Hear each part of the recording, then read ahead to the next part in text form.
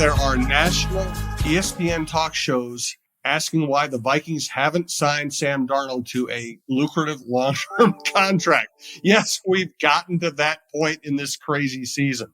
Let's get into all the quarterback stuff, all the schedule stuff, what the Vikings' near future and long-term future could look like here on the Viking Update Show. He's John Krawczynski from The Athletic. I'm Jim Souhan from the Star Tribune. This is TalkNorth.com.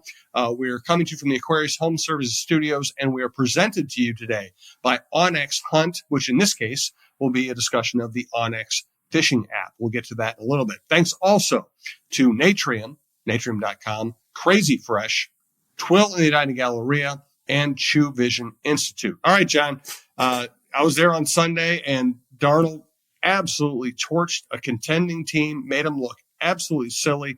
Vikings score 6 offensive touchdowns. If Will Reichert had made his field goal, they would have scored 45 or more points for the first time since 2015. And this was not one of those games where they had defensive touchdowns or special teams contributing or short fields. This was just driving the ball down the other team's throat, doing whatever you wanted to do pretty much the whole game.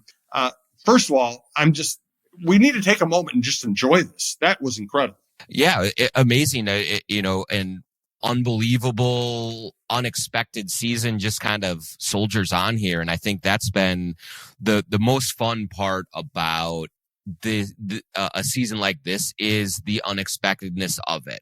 Whenever you have a success that comes along that you don't see coming around the corner, then it feels like you're just playing with house money most of the season. And not only has that been the case for the entire season, but it does seem to be getting better and better now as the games really become important here in December. And for Sam Darnold to come out and play like he did, for the final stamp of the Kirk Cousins decision to really be cemented, on Sunday at US Bank Stadium.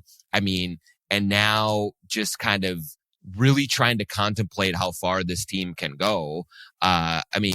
What a great situation to lead into the holiday season, and then it lead into the playoffs, just having so much optimism right now for what this team is and still what this team can be.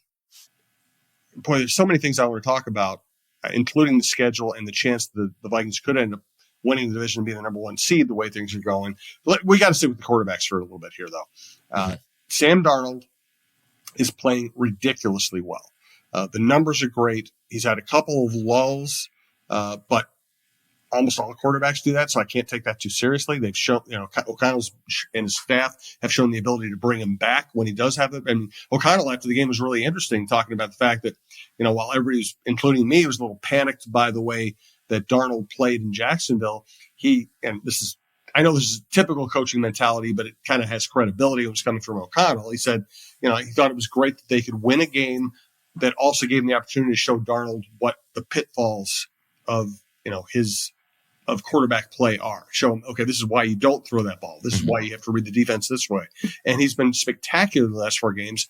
And what better could happen to the Vikings franchise than to have all this culminate with Cousins ending a horrific 4-game stretch with a loss at US Bank Stadium where he threw 2 terrible interceptions. At the same time, Darnold is culminating a brilliant 4-game stretch. Yeah, I was just thinking about this, I think probably yesterday, Jim, as I was kind of rewatching the game and just really thinking about gearing up for this podcast this week, is I just don't know that there's been a better decision that the organization has made for itself over the last 20, 25 years, literally, than saying, you know what, Kirk Cousins, you had a good run here, but you're coming off of a bad injury, and we do not want to pay you, $40 million a year, and we are going to pivot away from you and let you go, and then we're going to sign Sam Darnold to a bargain bin 1-year deal and just see what we have. I can't think of another scenario that they've had where they've been at a fork in the road and they chose the right side of the fork, And it's worked out so spectacularly. Who knows what's going to happen with Sam Darnold down the stretch, or certainly for, the next couple of years, all of this stuff. But to not sort of get pressured into keeping a quarterback that they clearly thought was on the downside of his career, and having the confidence in their own system, in their own organization, to be able to do what they felt like they could do with a player like Sam Darnold. It's just been an unbelievable stroke of good fortune, of smart decision making, and they've kind of made their own luck with this one, and they deserve Kevin O'Connell. They deserve an incredible amount of credit for rolling the dice the way that they did and making it work out the way that it has. Yeah, I've talking to a lot of people. I've heard two different versions of what the Vikings were thinking behind the scenes. And I'm interested to hear what you think is the correct version, or the more correct version. There's a lot of gray area here, and there can be a lot of gray area. It's not like one person is the only person making the decision and it's all simple. People disagree all the time. Version A, the Vikings wanted to bring Cousins back, and they were just hoping they could get him at a certain price. And as soon as they heard what the Falcons were offering, they're like, okay, well, don't even have to make a decision. You're not going to sign him for that. Good luck, Kirk. The other version I've heard is that the football people, at least the consensus among football people in the building was, it's probably time to move on from Kirk. You don't want to sign him to that long a contract at this age, when your ability to win big games with him might be limited, even as well as he's played for this franchise. And that was the football mindset. And the ownership mindset was, we don't want to go backwards at quarterback. We like having sellouts. We like a business model with a good quarterback and being in contention and playing meaningful games all the time. And so the football people were relieved when the Falcons offered that money, and they could tell the Wilfs, sorry, we just can't do this. Yeah. I'm trying to sort of synthesize all of that, because I do, like you said, I think that there's a combination of all of those elements. I do think what we have known about how the Wilf family runs their operation is they do not believe in like full teardowns and going through a terrible season to sort of build back up. They want to be competitive every year. And so I do believe that there were elements in the building, maybe the business side, and maybe even a little bit of Kevin O'Connell, because he had, I think, developed a really good feel and rapport with Kirk Cousins, about, keeping him and remaining at least competitive, being a good team in this division, in the NFC, and still going for it that way. But I also believe that there were, many people in the building that were of the opinion that they had gone as far as they could possibly go with Kirk Cousins, that there was, that there was no pathway toward being an NFC contender, like to win multiple games in the playoffs with Kirk Cousins as the quarterback, and that they needed to reshuffle their financial ledger and everything about it to give themselves the best chance to build a team that could be a contender.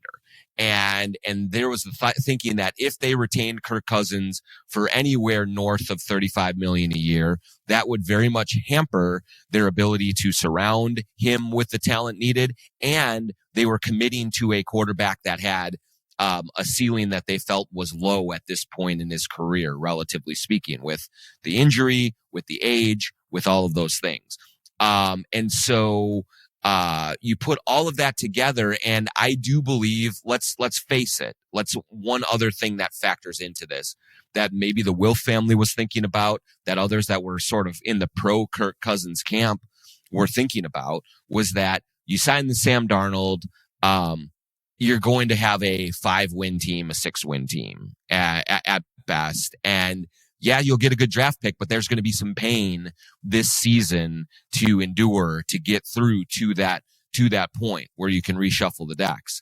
And so I do think that there was some trepidation. Like, is Sam Darnold really the guy? Can we at least be, the upper edge of mediocre with Sam Darnold. And he has certainly exceeded everyone's expectations coming in. I even think the greatest optimist and biggest Sam Darnold fan in the world, that was pro Sam Darnold coming to the Vikings, could not have viewed what has transpired for this season, and certainly not in the last few games, certainly not throwing 5 touchdowns to beat Kirk Cousins and the Falcons. And so, yeah, I think that there was some concern that, hey, if we go this way, this guarantees a real rough season and everyone's just going to have to swallow their pride and deal with it. But that Darnold himself has just blown all of that out of the water, and everyone has gotten maybe a little bit lucky, but also there was very much real logic in moving past Cousins as well.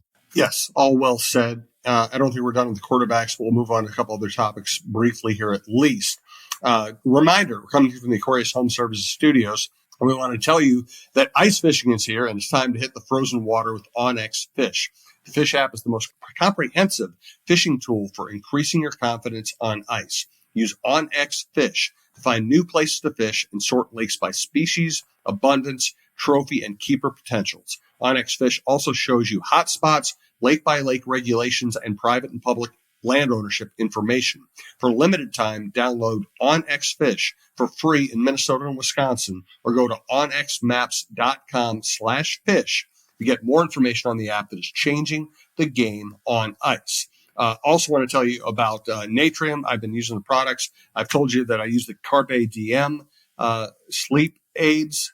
They taste good, and they just kind of help you ease into sleep. My wife likes the Good Night Moon. What she likes, there are 2 different doses. There's the dark blue packet, Good Night Moon, that really knocks you out. It's perfect for like weekends when you want to sleep in. And I tried it the other day, and it works. They also have a lesser dosage that just kind of helps you ease into sleep, but doesn't, maybe stay with you as long. There are just so many varieties. So I could list all the different kinds of CBD and THC entities they have. But the easiest thing is go to natrium.com, study up a little bit, then go to a Natrium or a Wildflower shop. They're beautiful shops, pristine, and there are hundreds of products. And what you're going to want to do is go in and just tell them what you're looking for. Is it fun? Is it flavor? Is it something to drink at night when you're watching a TV show? Is it wanting to get a little buzz without having a risk of a hangover, or it's consuming a lot of calories? Or like me, you just want relaxation and to sleep well, and they'll guide you through it. There are so many options. You need an expert. They have experts. Then once you identify what you want, you can either make your shopping trips easier, or you can order it at natrium.com. Highly recommend it. As well as another thing that's made my life really easy lately, Crazy Fresh. I get deliveries. I love their guacamole. They have organic guacamole, or kind of the traditional guacamole. It has a little spice to it. A million different kinds of salsas, fresh cut fruits, fresh cut vegetables. And what I really like is the protein salads like Caesar, Chef, the Southwest salad. They're meals that you pop the top and you're eating a good, healthy meal with quality protein. It takes, and what I've really found is my wife started stealing my stuff. That's how you know it's good. My wife is stealing those and taking them to work because she has a crazy schedule. Sometimes she only has 5 minutes to eat, and now she can eat a good, healthy, filling meal in 5 minutes. So check out Crazy Fresh. Also, they have golden tickets out there. The first golden ticket winner went to the Vikings game at Lambeau. The second golden ticket has been discovered, and they have more golden tickets out there in the wild. Check it all out, and thanks to our sponsors, we do appreciate it. All right, so let's talk possibilities here. The Lions have all kinds of injury problems, and they have to play the Bills on Sunday. The Vikings get a bad Bears team on Monday night. The Vikings absolutely could be in first place in the NFC North by Monday night. Now, the Lions have potentially the easier schedule, but they have to go to San Francisco, and San Francisco just showed some life. And then, I don't know. I just feel like everything's going to come down to that last game, and I can't wait for it. Yeah, it's possible, Jim. And one thing I do want to sort of like not pour cold water, but just like pump the brakes just slightly, because after the Bears, you go at Seattle. That's a tough place to play. Yep. You have the Packers at home. That'll be a very tough game. And then you have the Lions on the road. So could the Vikings lose all 3 of those games? Yes, they could. Could they win all 3 of them? Absolutely. So I do think they are about to, after the Monday night game against the Bears, they are about to enter the most difficult part of their schedule where anything can really happen here. And I do think that, Chris Hine and I were in Golden State over the weekend, and we were trying to figure out tiebreakers and putting, a lot into the mix. And as of right now, if both teams won out and then the Lions beat the Vikings, in the last game of the season, obviously the Lions win the division. But if they're both tied, there's a lot of tiebreakers in the Lions' favor, but there's probably some ways going down the stretch where the Vikings can overtake with the tie as well. But either way, I think that when you look at what is unfolding in front of them, and the opportunity there, it is such a huge swing, right? Because either you're the number one seed or you're the division champ and you're getting either a bye or a home playoff game, or even if you're the 5 seed, you're going on the road, even with a potentially 16 or 13 or 14-3 kind of a record. You could still have to go on the road to Tampa Bay in the first round of the playoffs. So there's just a lot of things, that are weighing on this next stretch here. And the difference between on the road first round versus a possible first round bye, I mean, that's an incredible gap to kind of have on one side or the other here. No doubt about it. And the fact that the Vikings have played well against some good teams gives me some hope. But at Seattle this time of year, it's tough. No doubt about it. And Seattle's that's a very good team. It's a team on the rise, team that very well could win that division. And Green Bay here, I would think the Vikings should be favored in that game, but of course it won't be easy. And then at Detroit, that could be a bear. But I don't know. To me, you get into this kind of a season and they're rare, let's not be afraid to give them a chance, right? Sure. Let's not be afraid to think that this team's good enough to win those games. Absolutely. Yeah.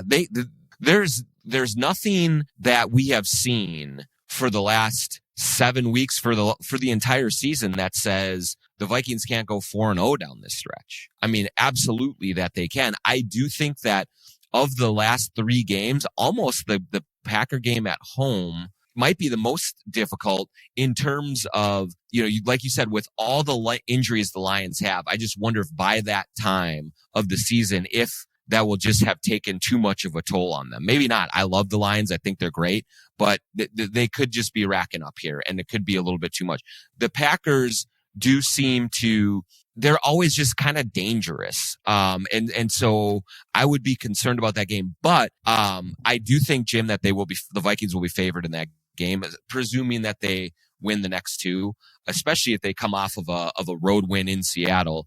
They're going to be favored at home against Green Bay. And yeah, all of these games are very, very winnable. And there is an absolute scenario where they come out of this at 15-2 and in first place. That is a real possibility because these teams that they're facing are good. They all have flaws, just like the Vikings do.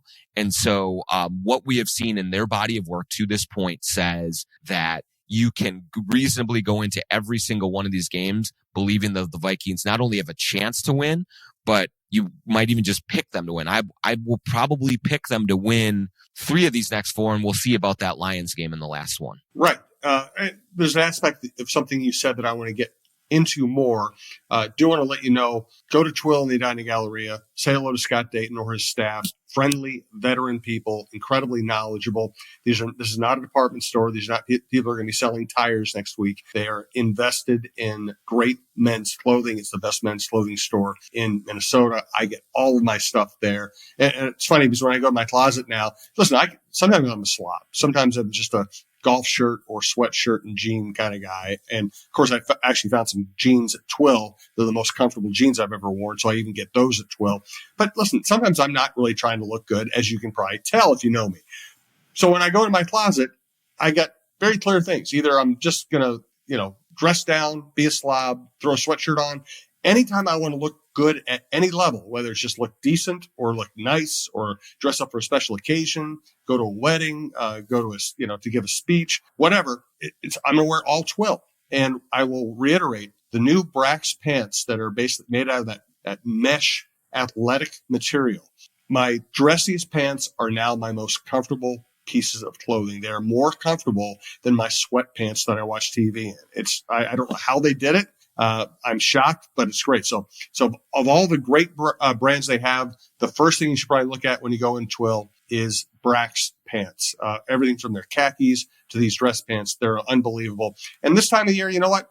Twill's not a discount store, So if you get somebody a gift certificate to Twill, you're giving them an entree into being able to buy some clothes they might not think about buying for themselves normally. And I guarantee you they're going to love it. So go to twillmn.com, sign up for their email alerts for when they have sales. But go into Twill, buy a gift certificate for somebody you like or somebody you love, and check out what they have. You'll be impressed, no doubt about it. John, tell us about True Vision Institute. True Vision Institute in Bloomington. And right now, leading into the holidays, they are doing a special kind of event on their Instagram and Facebook pages. If you go to True Vision Institute on Instagram or Facebook, you can register for a free LASIK surgery this holiday season. There will be one lucky winner who is chosen, and you can get it for yourself, or if you're the lucky one to win, you can also give it to a loved one and as a gift. And let me tell you, as someone who has had LASIK surgery with True Vision Institute, I can't think of a better gift to give someone this holiday season. To not wear glasses or contacts anymore, to not have to deal with all of the hassles of that, to not have to go in every year or two for eye exam, for updated, trying to get new stylish glasses, getting the new contacts and all that stuff.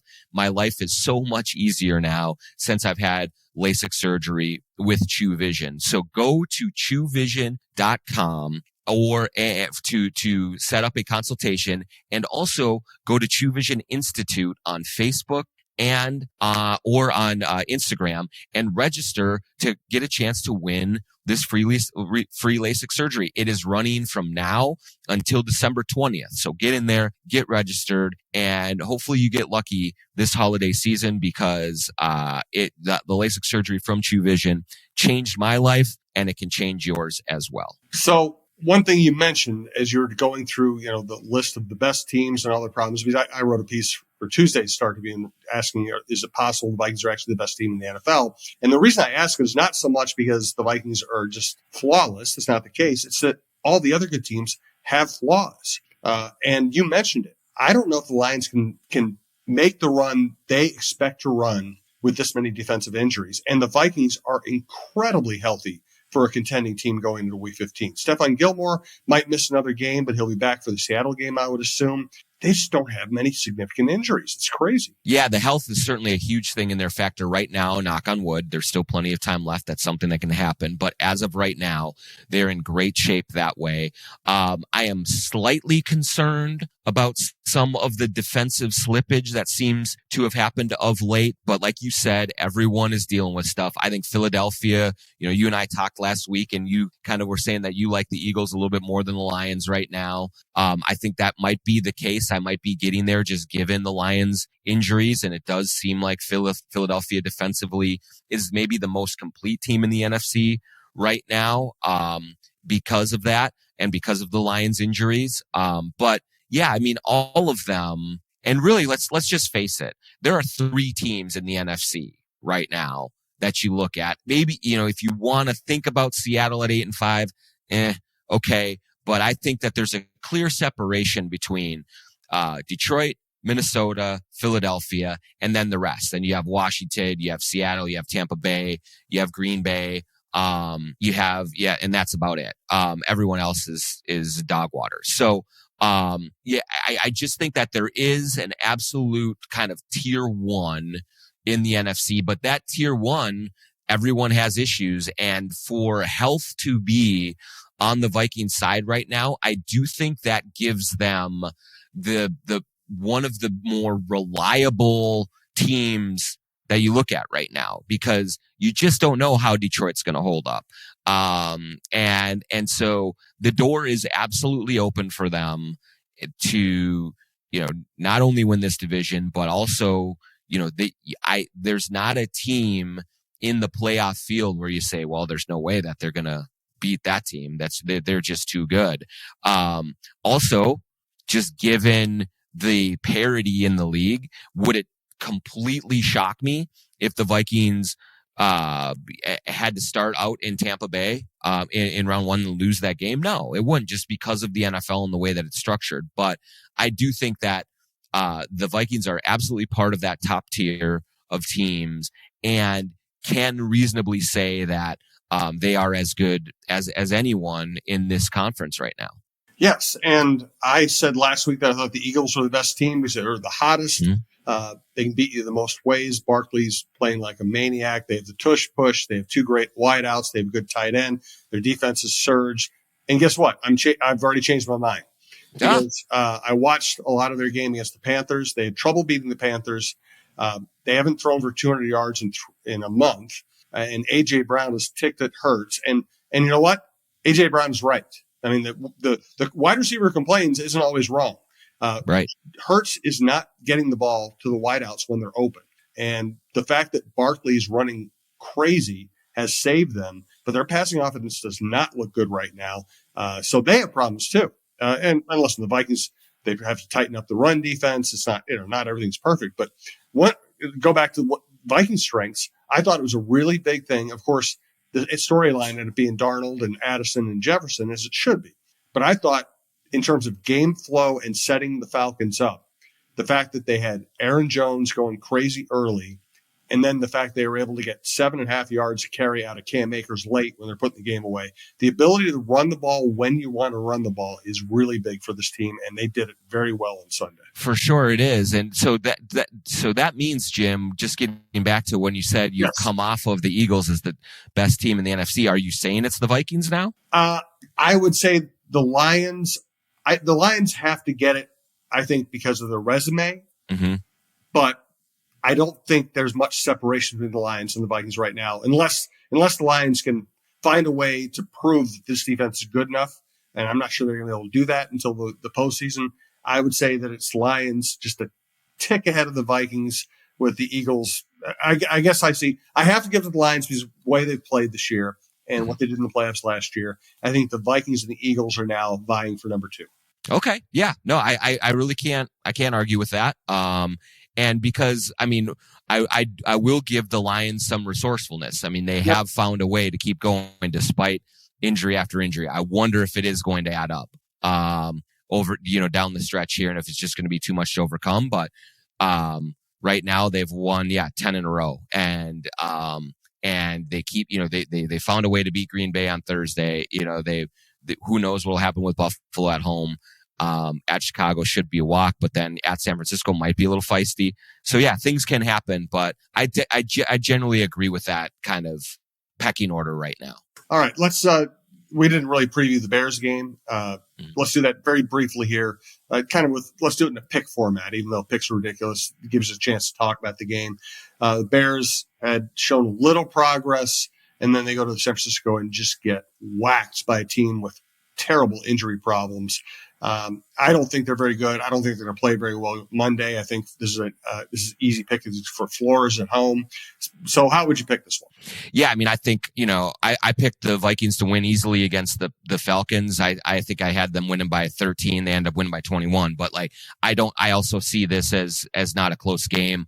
If you wanted to be a Bears optimist prior to this weekend, you think, okay, you make the firing of Eberflus, you get the little new interim coach bounce, and maybe they play with a little bit more of a chip on their shoulder, a little more intensity. They did not do that. They looked completely flat. They got completely overwhelmed in the first half. I think they had 2 passing yards in the first half or something like that. Just ridiculous. And so, maybe they show up a little bit more on a Monday night because they don't want to be embarrassed, as the only game in town. But I still think the Vikings win by 10 plus points in this game and handle them. I think that Bears team is about ready to just be done with this season. Agreed. And we're not. We're not. This is going to be a fascinating month of football leading to the playoffs. It's been a blast. It's going to continue to be a blast. Hey, thanks to everyone who sponsors the show. Thanks to everyone who listens to the show. Thanks to everyone who listens to TalkNorth.com. Best sports lineup in town. Check out our lineup at TalkNorth.com. Find a show you like, subscribe, your favorite podcast app. And we'll be back next week to preview that brutal final 3-game stretch for the Vikings.